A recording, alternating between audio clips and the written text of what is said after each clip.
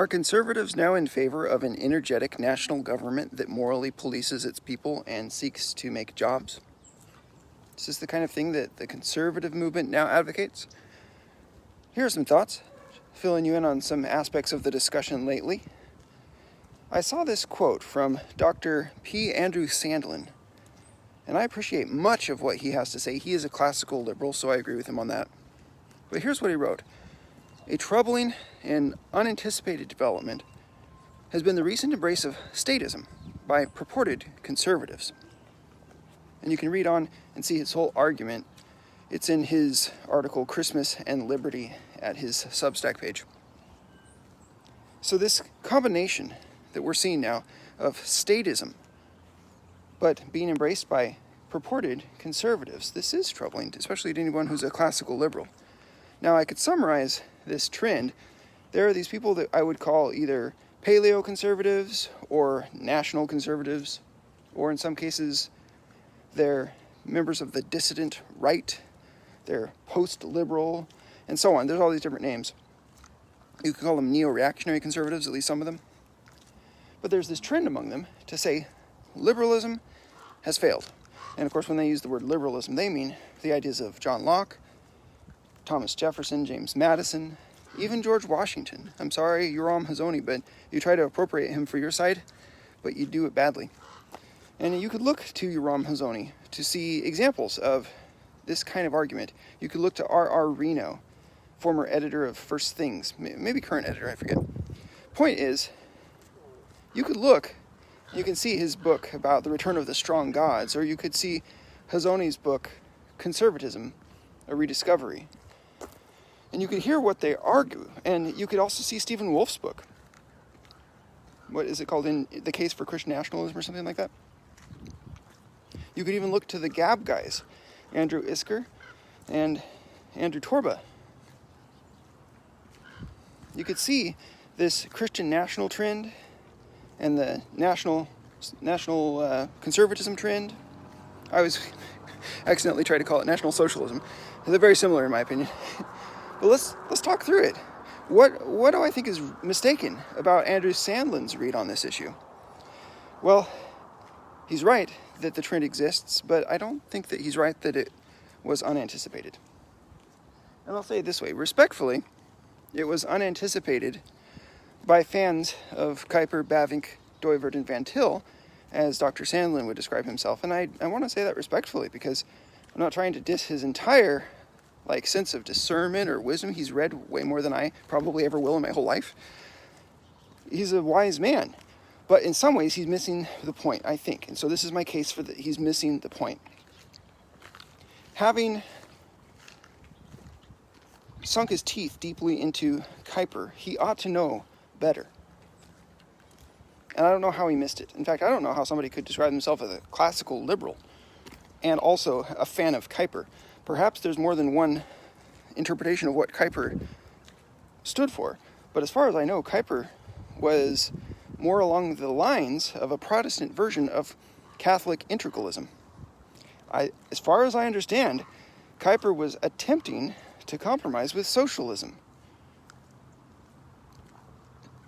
Tell me if I'm wrong, because clearly you've read more than I have.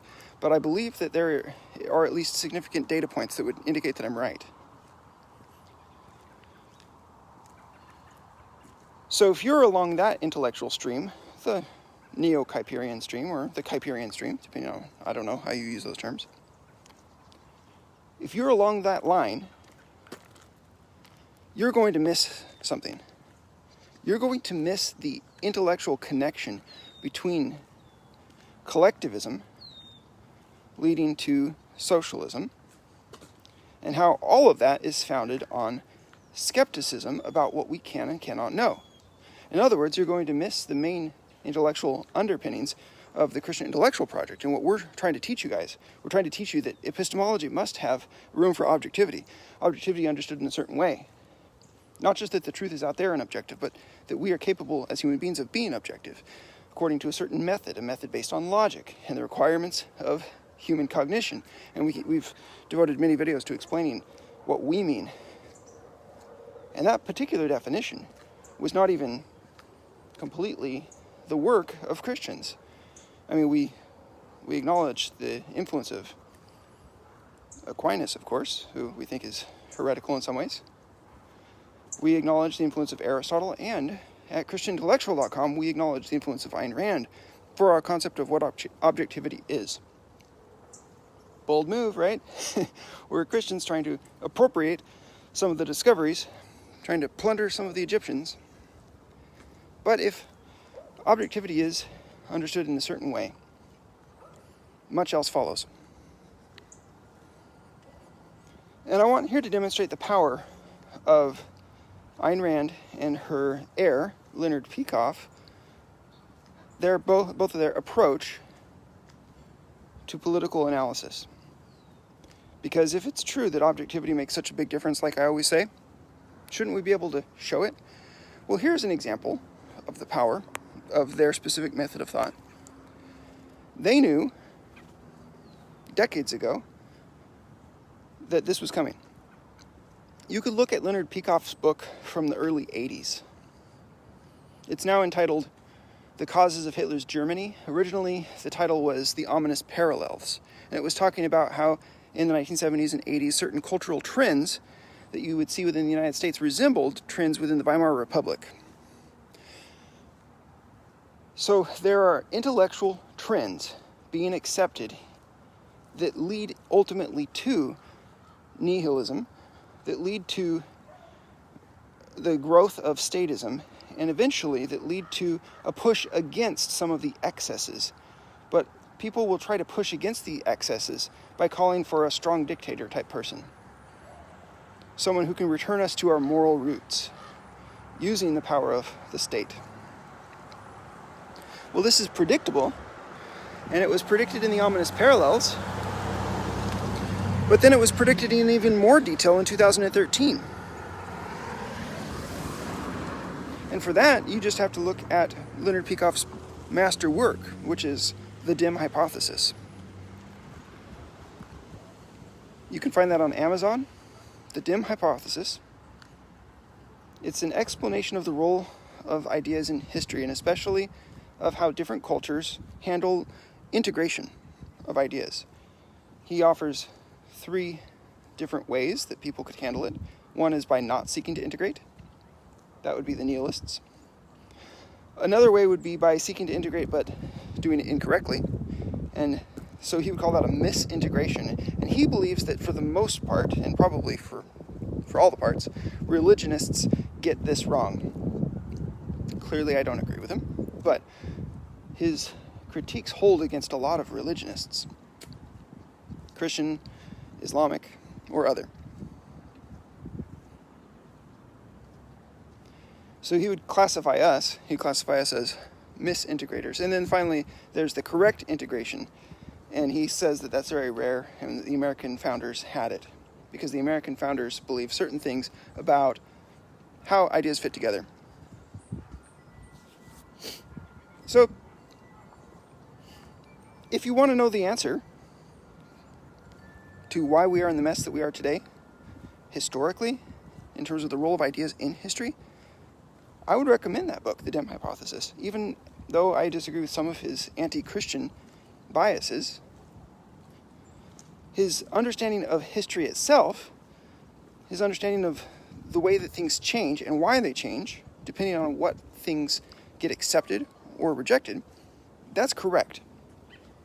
You can see for yourself because he objectively lays it out. I don't think he's quite objective in his handling of Christianity, but as a Christian, you'll be able to identify that easily. But the method that he shows, that he advocates, we can retrace the steps of his argument and come to see the same conclusions about the reasons why history changes. And what did he predict on the basis of his theory? Well, he predicted the rise of exactly what we see today. Before Trump was even being talked about, we saw within the Trump movement a rise of populism, but also protectionism, but also I think we should... Well, so they have the America First idea in Trump. And that can mean a lot of different things. It's not quite clear what it means. Trump gladly seems to have freed up the economy in the time that he was in the office, at least in some ways. And it helped the economy greatly, didn't it? But then, we get Biden, and who knows what we're going to get after. And so pushing back against this trend that we see politically, there is this group of national conservatives that are somewhat influenced by seeing the success of Brexit, seeing the success of Trump. And then you also get the Christian nationalists, which they seem to take some of the ideas of national conservatism and piggyback on them and add new things, such as blasphemy laws, Sabbath laws, faith tests for people in office, preferential treatment toward one religion against another, in an energetic national government. So we're not talking about believing that the president ought to be a Christian and trying to vote for such a man. We're talking about making it a legal requirement. We're talking about putting people in jail if they teach that the Trinity is false or something like that. Energetic federal supervision over the morals of the people. That's what they're advocating. And Leonard Peikoff, in his book Dim Hypothesis, predicted this. He said that the trends that are going to be on the rise in the coming decades are going to be environmentalism and theocracy. And his idea of the worst possible thing that could happen would be if those two movements were to become intertwined, like the magisterial Protestants attempt now, like what we see in the New Synthesis, like if you've ever listened to Michael O'Fallon's podcast. Peikoff was talking about that before Michael was even talking about it.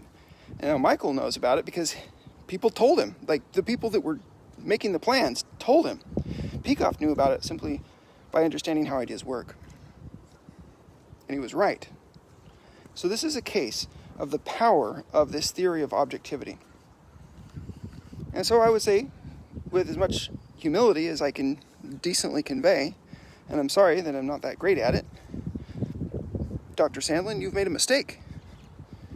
You have ignored the intellectual achievements of Ayn Rand and Leonard Peikoff. You've ignored what they have to say about these issues. And if you had not ignored them, these things would not have come as a surprise to you. And generally speaking, guys that watch me on Twitter pushing back against the Christian national movement and all that, guys, if you would avail yourself of the arguments, you would find that the things that I've been pushing against for a long time, like against the, I'm a theonomist, not exactly like Rushoni or Bonson or North, but I'm a general equity theonomist, wink, wink. I'm never going to tell you exactly where I land on that issue. I've been pushing back on those guys because I know where it leads. I know where it's going to lead. The country is hungry for somebody who has moral certainty. And people that have this theory of presuppositionalism and this theory of theocracy, they're going to be, even though they don't really believe in certainty, not in the objective sense, they believe they have some kind of God-given divine boon certainty in some other sense, and they're going to present that, and that's going to be a faux certainty, and people are going to be hungry for certainty, and they're going to be attracted to that.